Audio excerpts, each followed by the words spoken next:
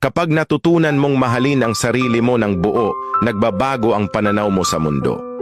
Hindi mo nahahabulin ang mga bagay na dati mong akalay makakapagbigay ng kasiyahan sa iyo, tulad ng atensyon, validation o pag-apruba ng iba. Sa halip, matututo kang magtiwala sa kakayahan mo, sa halaga mo bilang tao at sa mga prinsipyo mo sa buhay.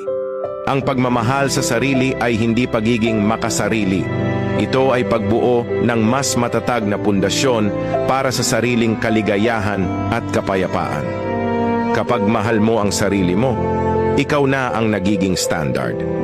Hindi mo na ikukumpara ang sarili mo sa iba dahil alam mong sapat ka, higit pa sa sapat. Hindi madali ang proseso. Darating ang mga araw na kukwestiyonin mo pa rin ang sarili mo. Pero sa bawat hakbang patungo sa sariling pagmamahal, unti-unting mawawala ang pangangailangan mo ng kumpirmasyon mula sa ibang tao. Kasi sa huli, ang pinakamahalagang opinyon